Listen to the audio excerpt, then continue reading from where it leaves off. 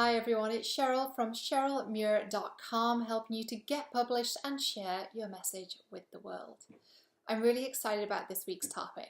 It's something that's come up a lot. I've had a lot of people asking me about my creative process, which has prompted the question for me to ask myself, what is my creative process? Do I even have one? I'm not really sure.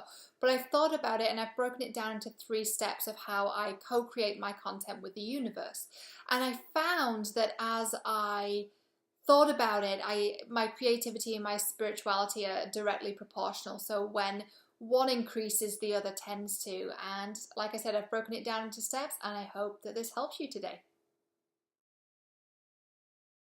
Step 1 is calling in your higher power.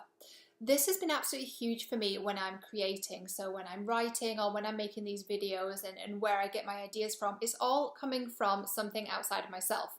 Now I know that sounds a bit woo-woo and potentially a little bit pretentious as well, and that's certainly not the intention, but what I have found is when I am working with the universe, these messages come through.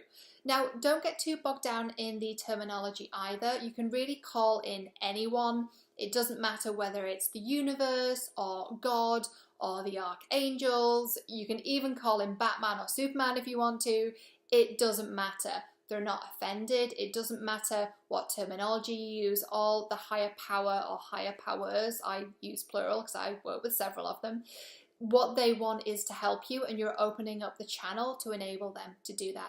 So for me, it goes a little something like this. When I'm sitting down to write, I will call them in. So for me, I definitely believe in the archangels, which is something that's really come up in the past 6 months or so. And before that, I didn't have a lot of comfort with that particular phrasing, but I will call in Archangel Gabriel, who's the archangel of communication. I'll say, okay, Gabe, what have you got for me today? And I sort of talk to him like that because we've got a rapport now and I've been writing for a long time, and you can joke around with them. They have a sense of humor. It's totally fine. And I say, what have you got for me today? And then I'll sit still for just a couple seconds and it will all come through. Now, one caveat here. When you've been working with your higher power for a while, and again, it doesn't matter whether it's the archangels or the universe or God or whomever, it doesn't matter. Once you've been working in that realm for a while and you've been asking for the ideas when you sit down to write, you will find that these ideas come through all the time. When you're driving, when you're sitting down to have dinner, when you're making dinner, when you're having a shower, when you're trying to do yoga, or when you're trying to fall asleep. I know, welcome to my world. You are welcome.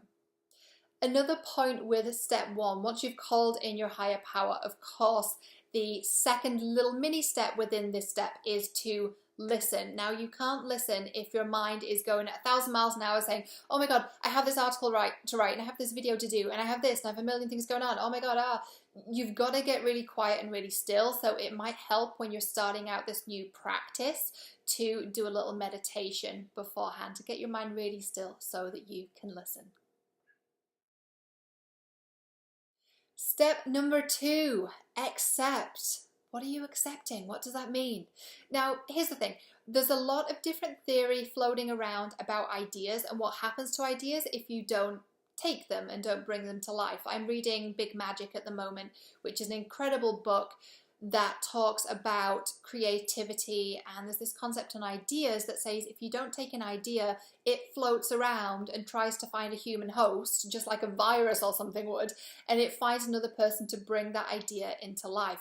Now, as a creative person, I find that positively terrifying, the idea that if I don't accept a concept, that it will fly away and somebody else will have it. That really scares me. So what I've started to do is to accept the idea. So you've called in your higher power and you've listened and now you've received the idea, and then the next thing is to accept it. So what I say is, thank you very much, Gabe. I'm driving right now, but I accept the idea. And another thing that prevents too, in addition to this concept of the idea floating away and finding someone else, it also prevents your higher powers from continually poking you, going, have you heard me? Have you heard me? Have you heard me now? Are you listening? Because they want to get your attention. So once you've accepted the idea, you tend to get a little bit of peace and quiet. The third step is saying thank you. You've called them in, you've listened, you've accepted the idea. Now thank your higher powers. Say thank you. Thank you for this amazing idea. I'm going to go and bring this into life now.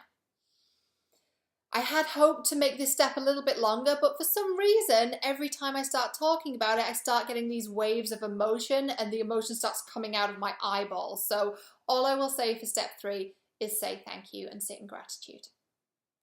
Those are my 3 steps for co-creating with the universe and your higher powers, whoever they may be and whatever names you use for them. As I did mention, you are going to get pretty good at this little technique, and once you do, you will find that ideas come through all the time. When you're driving, when you're trying to make dinner, having a shower, minding your own business, they'll come through. So the creative floodgates will open for you. I hope this has inspired you to get published and share your message with the world. If you want to get next week's video direct to your inbox, be sure to pop in your email over at cherylmuir.com. Thank you so much for watching, and I'll see you next week.